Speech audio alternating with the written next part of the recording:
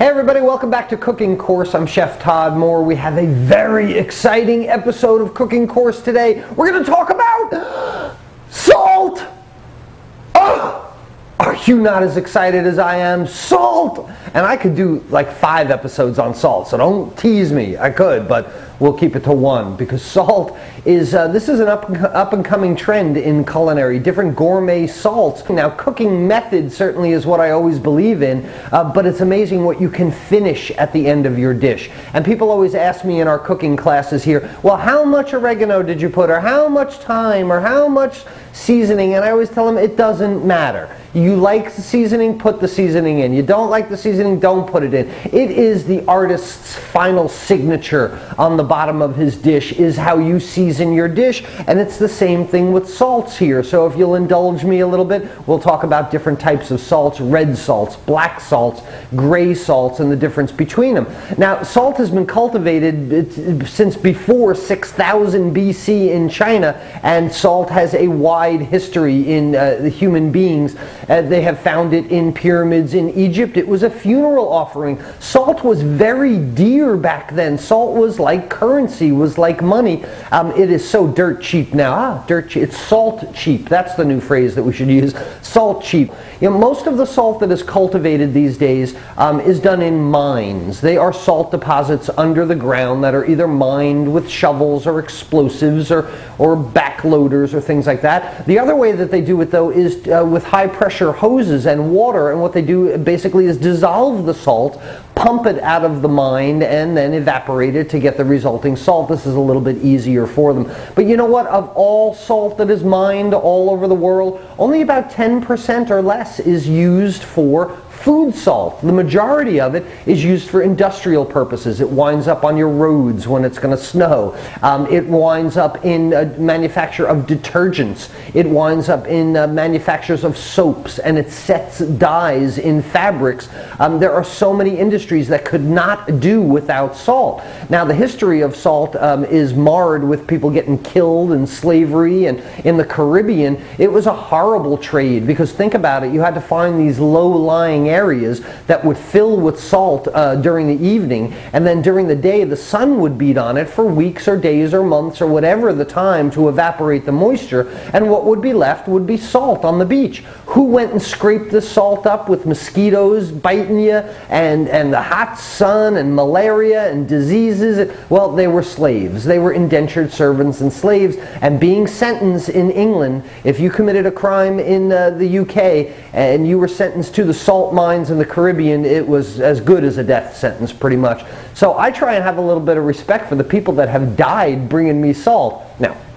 not directly. Nobody died on the way to the grocery store bringing me salt, but it's a very valuable item, and it's something that's very important to chefs and to the culinary world, most certainly.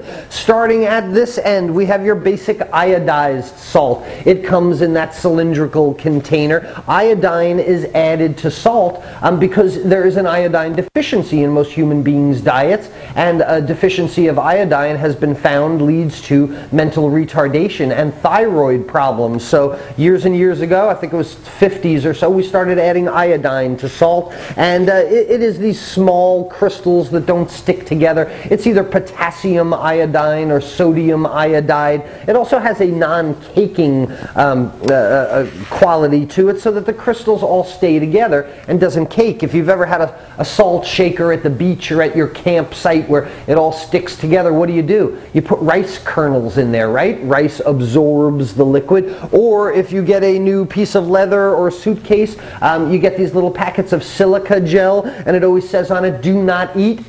Have you ever been compelled to try to eat one of these things? But the silica gel will act the same way if you want to keep your salt nice and dry. The next thing is kosher salt, and kosher salt is a lot more coarse. There's no iodine in it. It is a much more natural salt. I like it because it pinches really well. When I add salt to items, I run it between my fingers and it pinches very well and falls down. I rarely use iodized salt. It might be what's in my shaker because it doesn't cake and I can shake it out, but when I'm cooking, coarse kosher salt is the one that I usually use. Now, when we're evaporating water, from an area that has locked the water in, and it evaporates. What's left is the minerals in the water, and very often the minerals from that beach, from where it was lying on. And the first thing that we get out of that is a gray sea salt.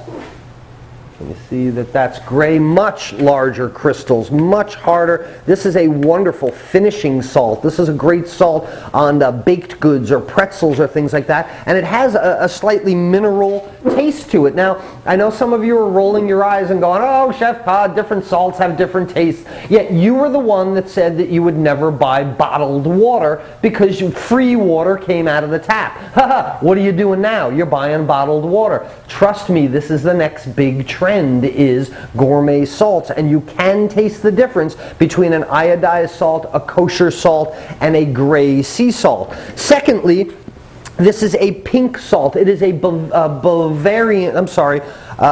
Bolivian salt. It is a mountain salt that is mined, and can you see the pink color on it? That's why I put it on black plates.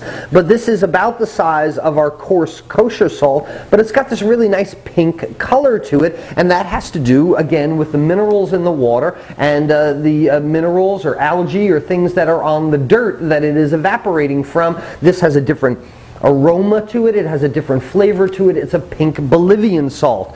Next, I have a smoked salt, and I put this on a napkin because it's black that you can't see it, and it's a finer salt.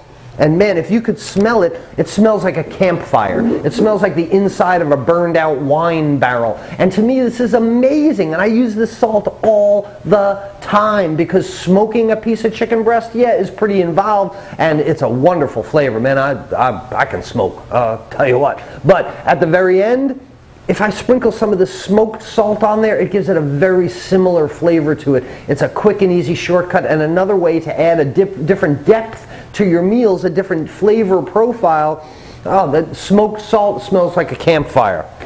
Then we start to get into red salts, and this is a Hawaiian alaia salt, is how they pronounce it in Hawaii. And this has to do with the minerals in the volcanic clay once again. This is what makes it red, the sea salt, and this has a much more herbal flavor to it, more flowery flavor to me. And you can see how red it is. The crystals of salt are much larger, they're irregular shaped, and this is the type of thing that I really love, and it surprises people when I make foods for them with that red salt, because the grains of salt are so large that they'll be eating, all of a sudden they bite into salt and it's kind of like, whoa, that's salty, hey, what's that flavor? It's kind of aromatic and it's kind of herbal. It's a surprise on people's palates. Different kinds of salts can add a different dimension to your meals. This is a black Cyprus sea salt, and this is one of my favorites. Look at how irregular all those grains are. Can you see some of them are triangular? So it's like a triangular grain. Some of them are pyramid shaped. This not only gives a good salt flavor to your meals, but it gives a really good plate appeal also. It's very interesting to look at those large pyramid shaped crystals of salt on your chicken breast, and it gives it a nice color contrast, like I said, and also another, not as smoky as the older wood, but a smoky, darker flavor of the salt. Lastly, what I've got for you is a river salt, and this is a pink river salt. This comes from, as you might expect, river water that has been evaporated, and this is almost like snow, the salt. It is very light, it is very flaky rather than crystalline, and it has its own salt flavor, and it reminds me a little bit of being out in the woods or being by a river and smelling that salty ocean water kind of thing.